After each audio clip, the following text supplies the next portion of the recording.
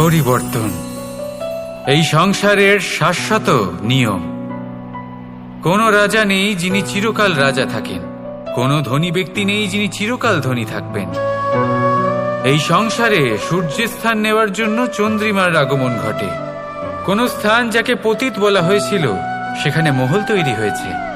কোনো স্থান যাকে আজ মলিন বলা হয়েছে কাল সেখানে মন্দিরও স্থাপন হতে পারে। কোনো ঋতু চিরকালের জন্য থাকে না, কখনো সময় চিরকাল একরকম থাকে না। আজ যা আপনার কাছে রয়েছে কাল অন্য কারোর ছিল, আজ যে আপনার কাছে রয়েছে কাল তা অন্য কারোর কাছে চলে যাবে। আপনার সাথে কিছু থাকলে তা হলো আপনার কর্ম, কিন্তু সেই কর্মের পরিণামও আপনার নয়। আপনি শুধু কর্ম করুন, বাকি সবকিছুই পরিবর্তনশীল। কিন্তু সেই পরিবর্তনকে দেখে ভয় পাওয়ার প্রয়োজন নেই, তাকে স্বাগত জানান। যদি আপনি হাসি মুখে সেই পরিবর্তনকে স্বাগত জানান, তাহলে এই পরিবর্তনও হাসি মুখে আপনার সাথে থাকবে। আসুন আমার সাথে ভালোবেসে বলুন, রাধা রাধা। বটবৃক্ষের বীজ সর্ষের দানার থেকেও ছোট হয়, কিন্তু যখন তা নিজের রূপ ধারণ করে তখন তা বিশাল বৃক্ষের আকার ধারণ করে, যা সহস্র বছর ধরে বেঁচে থাকে, ছায়া প্রদান করে, পাখিদের আশ্রয় প্রদান করে, আর দেয় পথচারীদের বিশ্রাম করার স্থান। কেন? কারণ সেই ছোট বীজ তা মাটির ভেতরে গিয়ে নিজের খোলস ত্যাগ করে। অন্ধকারে থাকে সে, যতই আলো আসুক না কেন, যতই বর্ষা আসুক না কেন, সব সহ্য করে। আর তারপরে একটা চারা গাছ অঙ্কুরিত হয়, তারপর ধীর গতিতে একটা বিশাল বৃক্ষতে পরিণত হয়। দেখুন, জীবনে কঠিন সময় আসে, এই জন্য নয় যে আপনি হার মেনে নেবেন, এই জন্য আসে যাতে আপনি ভবিষ্যৎ নির্মাণের জন্য নিজেকে তৈরি করতে পারেন। যদি কঠিন সময়ে আপনি ওই বীজের মতো দৃঢ় হয়ে থাকতে পারেন, তাহলে আপনিও একদিন সেই বিশাল বৃক্ষের মতো নিজের অস্তিত্ব গড়ে তুলতে পারবেন, যা সহস্র বছর পর্যন্ত মনে রাখা হবে। আসুন আমার সাথে ভালোবেসে বলুন, রাধা রাধা। সঞ্চয়। মানুষের যখন থেকে বোধবুদ্ধি হয় সঞ্চয় করতে আরম্ভ করে দেন। সঞ্চয় করতে থাকেন ভোজনের, সঞ্চয় অর্থের, সঞ্চয় শক্তির। নিজের জন্য করেন, নিজের পরিবারের জন্য করেন, নিজের স্ত্রীর জন্য করেন, সন্তানের জন্য করেন, সন্তানের সন্তানের জন্যও সঞ্চয় করেন। সঞ্চয় করার জন্য ওনার কাছে অনেক কারণ রয়েছে, কারণ উনি এটা ভাবেন যে এই সঞ্চিত শক্তির জন্য কেউ ওনার কোনো ক্ষতি করতে পারবে না। মানুষ ভুলে যান একটা গুরুত্বপূর্ণ কথা, এই সত্য, উনি এই সংসারে খালি হাতেই এসেছিলেন, আর এখান থেকে ওনাকে খালি হাতেই যেতে হবে। যা এখানকার তা এখানেই থেকে যাবে। আর যদি কিছু ওনার সাথে যায় তা হলো ওনার কর্ম, আর কিচ্ছু নয়। তাই যদি কিছু অর্জন করতে চান, তাহলে শুভ কর্ম অর্জন করুন, আত্মশক্তি অর্জন করুন, কারণ পরলোকে এটাই হবে আপনার সম্পত্তি। তাহলে কি এটা আপনি অর্জন করতে চান না? আসুন আর আমার সাথে ভালোবেসে বলুন, রাধা রাধা। সদিচ্ছা। দেখতে গেলে 3 অক্ষরে তৈরি এই শব্দ, কিন্তু সমস্ত ত্রিলোক তার উপরেই আধারিত। আপনি এই সংসারে এসেছেন, তখন অবশ্যই শ্বাস নেবেন, কিন্তু তার বদলে আপনাকে কিছু তো দিতেই হবে। আপনার উপর নির্ভর করছে আপনি কি দেবেন। কি দেবেন এই সংসারকে, এই সমাজকে, নিজের পরিবারকে, আর তার বদলে কি নেবেন? যশ নাকি অপযশ? দেখুন, এক ছিল রাবণ, যে কিনা সমুদ্র পার করল সীতাকে অপহরণ করার জন্য, আর এক ছিলেন রামচন্দ্র, যিনি সমুদ্র পার করেছিলেন, সেতু বানিয়ে গিয়েছিলেন সীতাকে ফিরিয়ে নিয়ে আসার জন্য। দুজনেই সমুদ্র পার করেছিলেন, শুধু পার্থক্য ছিল সদিচ্ছাকে বোঝার, লক্ষ্যের। অনেক মানুষের যাত্রা একরকম হতেই পারে, কিন্তু আনন্দ তখনই লাভ করবেন যখন লক্ষ্য শুভ হবে, মহান হবে। এই লক্ষ্য দিয়ে এই সংসারের কল্যাণ হবে এবং মানুষের সম্মান হবে। যদি আপনার সংকল্প উচিত হয়, তাহলে আপনার লক্ষ্য উচিতই হবে, নয়তো শুধুমাত্র বিনাশ হবে। আর উচিত এটাই হবে যে বিনাশের হাত থেকে যেন নিজেকে বাঁচানো যায়, কি বলেন? তাই জীবনে যে লক্ষ্য স্থির করছেন মনে রাখবেন তা যেন শুভ লক্ষ্য হয়। যদি এরকম হয় তাহলে আপনার যাত্রা, আপনার জীবন দুটোই শুভময় হবে। আসুন আর আমার সাথে ভালোবেসে বলুন, রাধা রাধা। সুরক্ষা। এই সুরক্ষা আসলে কি? এটা কি কোনো কবচ নাকি কোনো সীমা? এই সুরক্ষা আসলে অন্য কিছু। আমাদের মাতা পিতা, আমাদের প্রিয়জন, আমাদের বন্ধু, এই সমাজ, আমাদের শুভাকাঙ্ক্ষী, আমাদের আত্মীয়, এনারা সবাই আমাদের জীবনে কোনো না কোনো ভাবে সুরক্ষা দিয়ে থাকেন, একটা কবচ দিয়ে থাকেন কোনো না কোনো রূপে। কিন্তু দেখতে গেলে আমাদের পরাক্রমের পথে, আমাদের বীরত্বের পথে, আমাদের সাহসের পথে এই সুরক্ষাই সবথেকে বড় বাধা হয়ে দাঁড়ায়। একবার ভেবে দেখুন, যদি আপনি কোনো সুরক্ষাই না পান, বা যদি আপনি এই সুরক্ষা ভেঙে বাইরে আসতে পারেন, তাহলে আপনার বীরত্ব চরম সীমায় পৌঁছে যায়। কেন? কারণ তখন আপনি জানেন যে এই সংসারের সম্মুখীন আমাদের নিজেদেরই হতে হবে। আপনি বুঝে যান যে শত্রুর সম্মুখীন এবার নিজের বলের দ্বারা, নিজের পরাক্রমের দ্বারা, নিজের সাহসের দ্বারা করতে হবে। আর তখন আমাদের মনের মধ্যে এই শক্তি জাগ্রত হয়। এই শক্তি অন্তরেই বসবাস করে।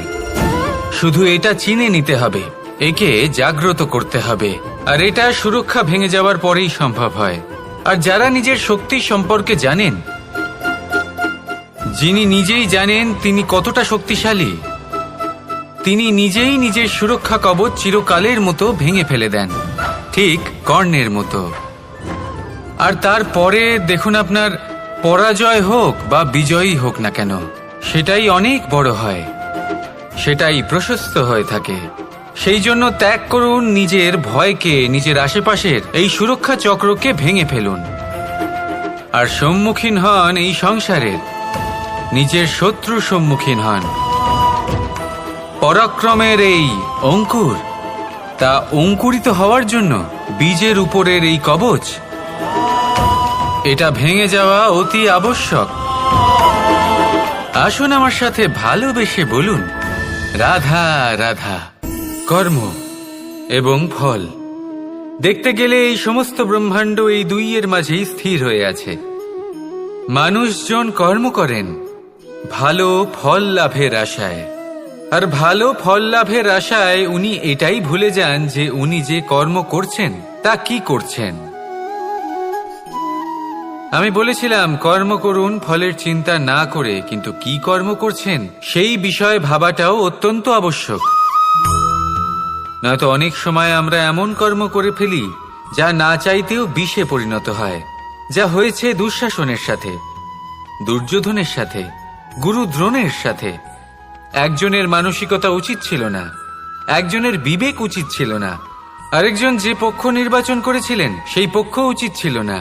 আর যা কিছু ওনাদের সাথে হলো, আপনার, আমার, আমাদের সকলের সাথে তা হতে পারে। আমি বলেছিলাম কর্ম করুন, ফলের চিন্তা করবেন না, কিন্তু এই কর্মের বিষয়ে বিচার করে দেখাটাও ততটাই আবশ্যক। দেখুন, কর্ম করার উচিত প্রক্রিয়া ফলের চিন্তা না করা, কিন্তু যদি আপনার কর্ম শুভ হয় তাহলে তার ফলও নিয়তি আপনাকেই দেবে।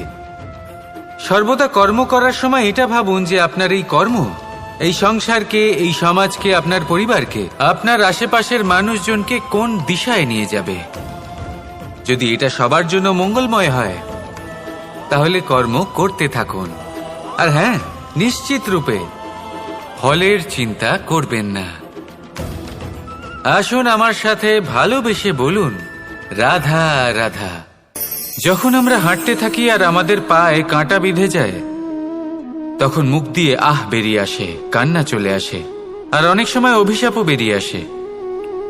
কিন্তু আমরা কি কখনো এটা এইভাবে দেখেছি, এইভাবে ভেবেছি যে আমরা যে পথে চলেছি সেই পথে কাঁটা বিঁধেছে, নাকি আমরা সেই পথ নির্বাচন করেছি যাতে শুধুই কাঁটা রয়েছে? নাকি আমরা এভাবে ভেবে দেখেছি যে এই কাঁটা আমাদের কষ্ট দিতে এসেছে, নাকি এটা আমরাই বিছিয়ে রেখেছিলাম? সাবধান থাকা উচিত ছিল, কারণ কাঁটা বিঁধলে যন্ত্রণা হবে, চিৎকার করে ফেলতে পারি, মুখ থেকে অভিশাপও বেরিয়ে আসতে পারে। কিন্তু এই অভিশাপ শুধুমাত্র আমাদের তরফ থেকে অভিশাপ হয়, সামনের ব্যক্তিটির ওপরও নির্ভর করে। এবার সেই ব্যক্তি যদি এমন হয় যে ফুল আর কাঁটা এই দুই সমানভাবে গ্রহণ করতে পারে, তার কাছে অভিশাপও বরদানে পরিণত হয়। শেষ পর্যন্ত ব্যাপারটা দাঁড়ায় ভাবনা, চিন্তা, দৃষ্টিভঙ্গির ওপর। কারণ আপনার এই ভাবনাই সত্যি হয়ে সামনে আসে। সেই জন্য এই ভাবনা, চিন্তা, মানসিকতাকে গুরুত্ব সহকারে দেখবেন। এই বিবেচনা নিয়ে বিবেচনা করতে শিখুন। আমার কথার অর্থ হলো যে জীবনে যখন এরকম কিছু একটা ঘটবে তখন ভেবে দেখুন যে এরকম কেন হলো। আপনি কি এমন কোনো কর্ম করেছিলেন যার কর্মফল এটা? এমন কোনো কাজ যা অনুচিত ছিল, অসত্য ছিল, যা অভদ্রতার কারণ ছিল? ভেবে দেখা প্রয়োজন। দেখুন, ইচ্ছে হলো আপনার যে আপনি কি করতে চান। ভাবনা আপনার, সত্য আপনার, জীবন আপনার, সিদ্ধান্ত আপনার। আসুন আর আমার সাথে ভালোবেসে বলুন, রাধা রাধা। সময়, এই সময় আসলে কি? এই সময় একটা সরল রেখা তো কখনোই নয়। সময় হলো একটা চক্র, যেখানে এর আদি সেখানেই হলো এর অন্ত, আর যেখানে তা শেষ হয় সেখান থেকেই তার শুরু হয়।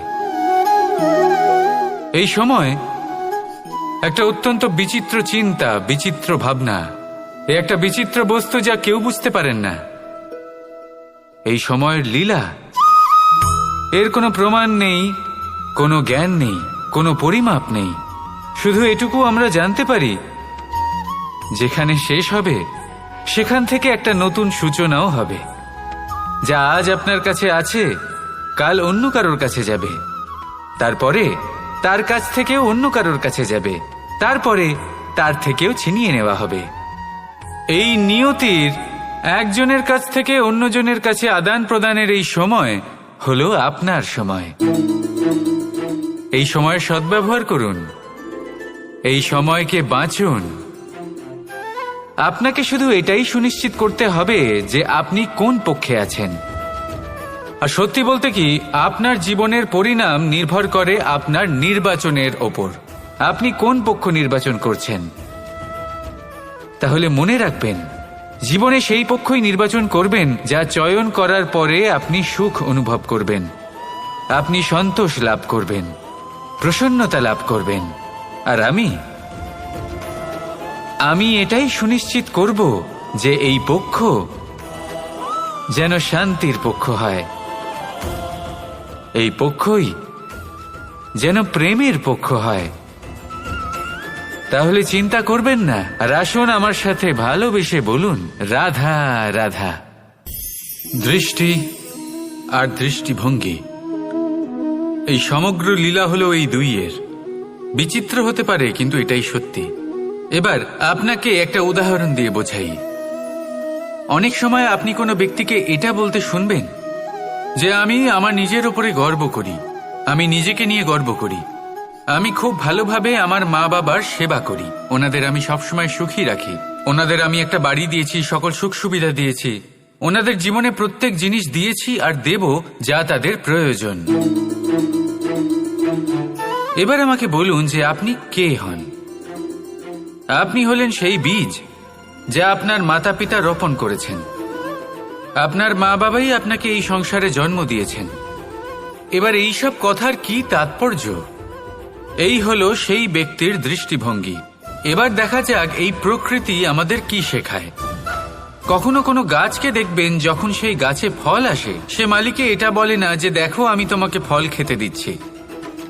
সেই বৃক্ষ এটা বলে না যে দেখো আমি তোমায় আহার করতে দিচ্ছি। কারণ ও জানে যে এটা হলো সেই মালির পরিশ্রম, এটা হলো তারই কর্মের ফল, আর এটা তারই পাওয়া উচিত। সে বলে যে তোমার জিনিস তোমাকেই অর্পণ করলাম, এ আমার জিনিস নয়। ও জানে সেই মালির গুরুত্ব আসলে কি। এটা হলো তার দৃষ্টিভঙ্গি। সেই জন্য আপনি জীবনে কোন ব্যক্তির মধ্যে, কোন পশু পাখির মধ্যে, কোন প্রাণীর মধ্যে, কোন পরিস্থিতিতে, কোন আবেগের মুহূর্তে কি দেখতে পাচ্ছেন, সেটা আপনার দৃষ্টিভঙ্গির উপরে নির্ভর করছে। তাই নিজের মনে ধন্যাত্মক ভাব জাগ্রত করুন, শুভ চিন্তা নিয়ে আসুন। এই ভাবনাই সত্য হয়ে সামনে আসবে। এই দৃষ্টিভঙ্গি এমন হয়ে যাবে যে আপনার জীবনে সবকিছুই শুভ হবে। তাহলে আসুন আর আমার সাথে ভালোবেসে বলুন, রাধা রাধা। প্রতিশোধ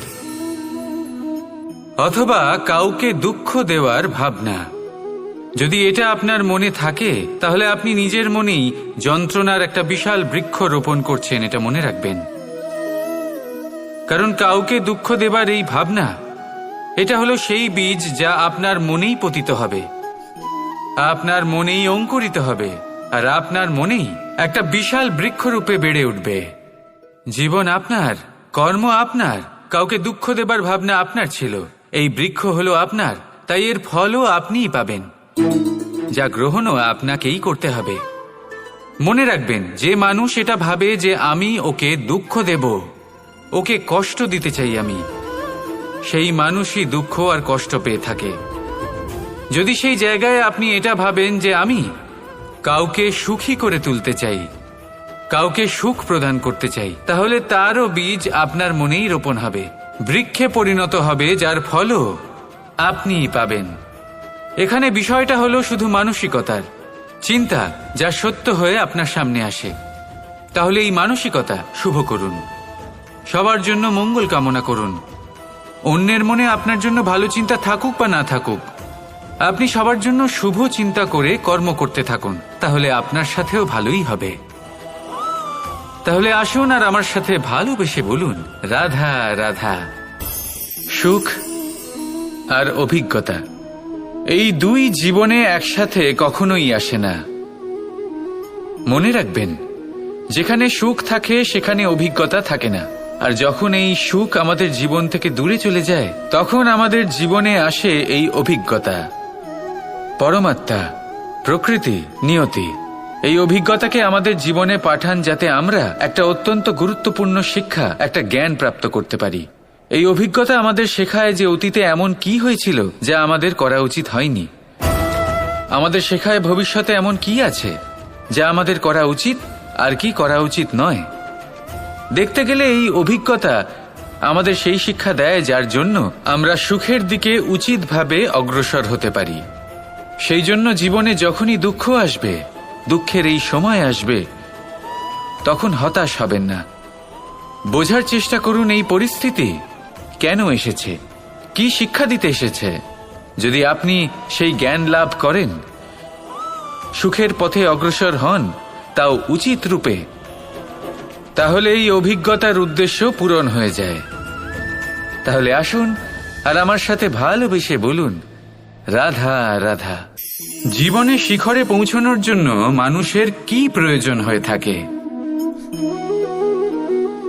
সিঁড়ির। কিন্তু তাও প্রত্যেক মানুষ, প্রত্যেক ব্যক্তি শিখরে পৌঁছতে পারেন না। এর কারণ কি?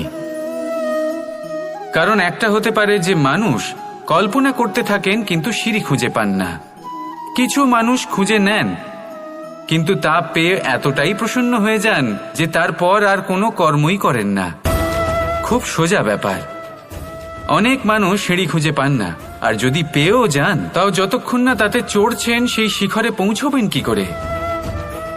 যতক্ষণ না আপনি পরিশ্রম করছেন, যতক্ষণ না সেই সিঁড়িতে আপনি চড়ছেন, যতক্ষণ না ক্লান্ত হচ্ছেন, আপনার পায়ে হাঁটুতে ব্যথা না হচ্ছে, ততক্ষণ এই শিখরে পৌঁছানোর সৌভাগ্য লাভ করতে পারবেন না। তাহলে কল্পনার সাথে কর্ম করুন, পরিকল্পনার সাথে পরিশ্রম করুন, সব কিছু পাবেন। আসুন আমার সাথে ভালোবেসে বলুন, রাধা রাধা। সমস্যা, কঠিন সময়, সংকট, বিপদ কার জীবনে নেই? প্রত্যেকের জীবনে আছে। কিন্তু আমাকে একটা কথা বলুন, যদি নৌকায় ঢেউকে ভয় পেতে শুরু করে, তাহলে সাগর পার করবে কে? কখনো কোনো ছোট্ট পিঁপড়েকে দেখেছেন যে আকারে হয়তো ছোট হতে পারে কিন্তু বড় শিক্ষা দিয়ে যায়? কিন্তু আমরা শিখিই না। এবার দেখুন একটা পিঁপড়েকে যে ভোজনের খোঁজে বাইরে বের হয়, একটা ছোট্ট দানা তুলে নেয়। ছোট দানা তোলে কারণ তার থেকে বেশি সে তুলতেই পারবে না। সে দানা নিয়ে চলতে শুরু করে, কোনো দেওয়ালে উঠে পড়ে, আবার পড়েও যায়।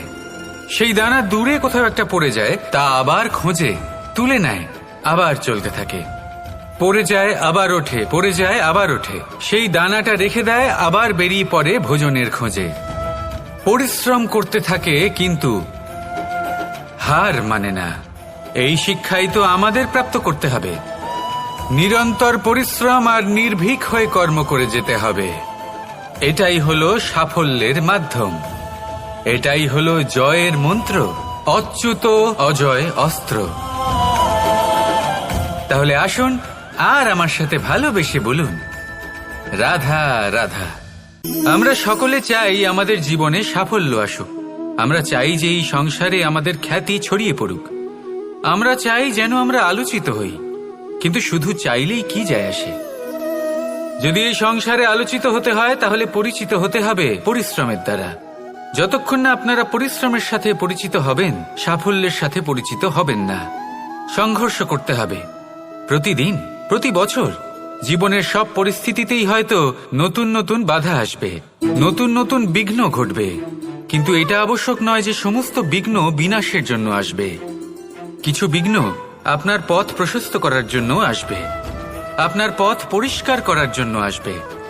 যদি আপনাকে উদাহরণ দিই, যখন বন্যা আসে, বাড়ি ঘর ভেসে যায়, তখন আমরা হতাশ হয়ে পড়ি, আমরা দুঃখী হয়ে পড়ি। কিন্তু সেই বন্যাই আমাদের সেই ধরিত্রীকে এত উর্বর করে তোলে যে সেই উর্বর অংশ কাজে লাগিয়ে আমরা সেরকম আরো 10টা বাড়ি বানাতে পারি। তাহলে ধন্যাত্মক থাকুন আর যে কোনো সংঘর্ষের জন্য প্রস্তুত থাকুন। জীবনে অনেক দূর যেতে পারবেন। তাহলে আসুন আমার সাথে ভালোবেসে বলুন, রাধা রাধা। জীবনে কখনো কখনো আমরা সেই পরিস্থিতিতে ফেসে যাই যখন আমাদের মনে হয় যে আমাদের নতুন কিছু একটা করতে হবে, কিন্তু আমরা করতে পারি না। কারণ কোথাও না কোথাও আমরা রীতির দ্বারা আবদ্ধ, আর আমরা সেই রীতি ভাঙতে চাই না। কেবল একটাই প্রশ্ন আসে মনে, আশেপাশের মানুষ কি বলবে, আশেপাশের মানুষ কি ভাববে। আপনাকে একটা প্রশ্ন করি, কারা এই মানুষজন? আপনার জন্মের সময় এই মানুষজন কোথায় ছিলেন? যখন আপনি কোনো সমস্যায় পড়েন তখন এই মানুষজন কোথায় থাকেন? এগিয়ে এসে কি আপনাকে সাহায্য করেন, নাকি সেই সমস্যার সমাধান আপনি নিজেই করেন? এইসব মানুষজনের চিন্তা ত্যাগ করুন যদি আপনি জীবনে বাঁচতে চান। ভেবে দেখুন জীবনে কি কি শুভ আছে আর কি কি শুভ করতে পারেন। যদি তা স্রোতের বিপরীতে হয় তাহলে সংঘর্ষ করুন, কিন্তু এইসব মানুষজনের কথা ভাববেন না। ভেবে দেখুন জীবনে আপনি কি কি শুভ কাজ করতে পারেন। এটা ভাবুন যে আপনি কখনো এমন কোনো কাজ করে ফেলেননি তো যার জন্য কারো হৃদয় আহত হয়েছে। শুভর দিকে নিজের চিন্তা কেন্দ্রীভূত করুন, আপনার জীবনে সব কিছু শুভই হবে। তাহলে আসুন আমার সাথে ভালোবেসে বলুন, রাধা রাধা। আজকাল আপনি দেখে থাকবেন যে মা বাবা শুধুমাত্র সন্তানকে ভালোবাসেন তা নয়, তাদের মোহেও জড়িয়ে পড়েন। বিদ্যালয়ে যখন পাঠান তখন সমস্ত সুযোগ সুবিধা দিয়েই পাঠান। চেষ্টা করেন যে সবসময় যেন সন্তান তাদের চোখের সামনেই থাকে। কিন্তু ভুলে যান এক অত্যন্ত গুরুত্বপূর্ণ কথা, যে সন্তানকে এক নতুন দৃষ্টিভঙ্গি দেওয়াই হলো ওনাদের কর্তব্য। সেই জন্য পুরাতনকালে শিষ্যদের গুরুকুলে পাঠানো হতো, বাড়ির থেকে দূরে। কারণ বাড়ি ছেড়ে যাওয়া এক সন্তানের জন্য, এক শিষ্যের জন্য অত্যন্ত শুভ লক্ষণ হয়। যখন সে বাড়ির থেকে দূরে, গৃহস্থের থেকে দূরে থাকবে, তখন এই সংসারকে সে এক নতুন দৃষ্টিভঙ্গি দিয়ে দেখবে, পরখ করবে, বুঝতে পারবে, আর সবকিছু নিজে থেকেই শিখে যাবে কখন আক্রমণ করতে হয়, কখন পিছু হটতে হয়, কিভাবে এই সংসারের সম্মুখীন হতে হয়। আর এটা আপনার দৃষ্টি ওকে শেখাতে পারবে না, ওর অভিজ্ঞতা ওকে শেখাতে পারবে।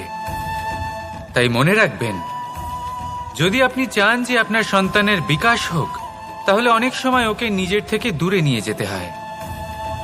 যদি মোহে আবদ্ধ থাকেন তাহলে ওর বিকাশ কখনোই হবে না। তাহলে আসুন আমার সাথে ভালোবেসে বলুন, রাধা রাধা। কখনো কখনো মানুষ মনে করেন যে সে নিজেই সব থেকে বেশি শক্তিশালী, তিনি হলেন জ্ঞানী। দেখুন, এটা ভালো ব্যাপার যে আপনার মধ্যে শক্তি আছে, জ্ঞান আছে, আর এটা শুধু আপনার জন্য নয়, এই সমস্ত সমাজের জন্য, দেশের জন্য, সমগ্র পৃথিবীর জন্য অত্যন্ত আবশ্যক। কিন্তু এই কথাটাও বোঝা অত্যন্ত আবশ্যক যে এই জ্ঞান যেন কখনো অহংকার না হয়ে ওঠে। যখন মানুষের মধ্যে জ্ঞান থাকে তখন সে রাম হয়ে ওঠে। রাম, যিনি সমুদ্রের বুকে সেতু বানিয়েছিলেন, বানর সেনার দ্বারা রাক্ষস রাজকে পরাজিত করেছিলেন, আর চিরকালের জন্য সবার কাছে আদর্শ হয়ে উঠেছিলেন। আর যদি মানুষের মনে অহংকার জন্মায় তাহলে সে রাবণ হয়ে ওঠে। দেশে বিদেশে যতই খ্যাতি থাকুক না কেন সে রাক্ষস হয়ে ওঠে, নিজের সাথে সাথে সমস্ত কুলের বিনাশ করে বসে। এবার জ্ঞান নাকি অহংকার, আপনার কি চাই সেই সিদ্ধান্ত আপনার, আর আপনার এই সিদ্ধান্তই নিশ্চিত করবে যে আপনার কর্ম কি হবে, আর আপনার এই কর্মই নিশ্চিত করে দেবে আপনার প্রারব্ধ কি হবে। তাহলে শুভ কর্ম করুন আর আমার সাথে ভালোবেসে বলুন, রাধা রাধা। আপনি কখনো পাখিদের দেখেছেন? যেভাবে মানুষ তার সন্তানকে জন্ম দেয়, পাখিরাও সন্তানদের জন্ম দেয়। আর যেই তার সন্তান এই সংসারে প্রবেশ করে, সেই পাখি তাকে আগলে রাখে, তার যত্ন করে, ওর জন্য বাসা বানায়, ওর জন্য দূর কোথাও থেকে খাবার নিয়ে আসে, নিজের ঠোঁট দিয়ে ওর মুখে খাবার খাইয়ে দেয়, সবকিছু করে। কিন্তু একটা কাজ পাখি করে কিন্তু মানুষ কখনোই করে না। যখন পাখি মনে করে যে তার সন্তান বড় হয়ে গেছে, ওকে এবার ওরা শিখতে হবে, নিজেকেই আত্মরক্ষা শিখতে হবে, নিজের খাবার নিজেই খুঁজে আনতে হবে, তো সেই পাখি তার সন্তানকে বাসা থেকে বের করে দেয়। তারপর সেই পাখির সন্তান নিজে উড়তে শেখে, আত্মরক্ষা করতে শেখে এবং আস্তে আস্তে সে আত্মনির্ভর হয়ে ওঠে। কিন্তু মানুষ কি তার সন্তানের সাথে এটাই করে? কখনোই নয়। মানুষ তার সন্তানকে নিজের সাথে বেঁধে রাখে, সব সময় তার লালন পালনের, তার দেখাশোনার ব্যবস্থা করে রাখে, আর এটাই ভাবেন যে আমি হলাম ওর পালনকর্তা, ওর খেয়াল রাখা তো আমার কর্তব্য। কিন্তু না, এই কাজ করতে করতে উনি আস্তে আস্তে নিজেরই সন্তানের শত্রু হয়ে ওঠেন, তার বিকাশের শত্রু হয়ে ওঠেন। তাই যখন সন্তান বড় হবে তখন অবশ্যই ভালোবাসুন, কিন্তু পাখির মতো কঠোর হওয়াও প্রয়োজনীয়, তবেই তার বিকাশ হবে। ওকে নিজের কষ্ট নিজেকেই সহ্য করতে দিন, শিখতে দিন জীবনের অনুভূতি কেমন, তবেই তার বিকাশ হবে। নয়তো সেই সন্তান আজীবন আপনার জন্য বোঝা হয়ে থাকবে, আর আপনি তার বিকাশের পথে আজীবন বাধা হয়ে থাকবেন। আর আমার মনে হয় না আপনি সেটা চাইবেন, তাই তো? আসুন আমার সাথে ভালোবেসে বলুন, রাধা রাধা। নিয়তি। রাধা আমাকে বলে, কৃষ্ণ, যদি তুমি জানো যে নিয়তিতে কি আছে তাহলে তাকে বদলে দাও না কেন? মহাদেব আমাকে বলেন যে শ্রীকৃষ্ণ, যদি আপনি এটা জানেন যে সাম্বের নিয়তি এটাই, তাহলে আপনি তাকে বদলানোর চেষ্টা কেন করেন? কেন? কারণ আমি একজন পিতা, আর পিতার কর্তব্য এটাই, তিনি যেন সম্ভাব্য সব চেষ্টা করেন নিজের সন্তানের মঙ্গলের জন্য। নিয়তি আমি জানি, কিন্তু এটাও আমি জানি যে কর্মের থেকে বড় আর কোনো নিয়তি হতে পারে না। অভিজ্ঞতাও রয়েছে যে কর্মের হাতে নিয়তির এই চক্র বদলে যেতে পারে। তাই জীবনে যদি আপনার কখনো এমন মনে হয় যে এটা তো অসম্ভব, তখনও চেষ্টা করা কখনোই ছাড়বেন না। কে বলতে পারে আপনারই কর্মের কোনো এক বীজ হয়তো নিয়তির চাকায় আটকে গেল, আর নিয়তিকে নিজের পথ পাল্টাতে হলো, ঠিক কি না? সেই জন্য নিয়তিকে ভাগ্য মেনে নিয়ে চুপ করে বসে থাকবেন না। নিজের নিয়তি স্বয়ং নিজের কর্মের দ্বারা নির্ধারিত করুন, কারণ আপনার এই কর্মের ওপরেই আপনার অধিকার রয়েছে, আর এই অধিকারকে নিয়তি অনেক সময় সম্মানও করে। তাহলে আসুন আর আমার সাথে ভালোবেসে বলুন, রাধা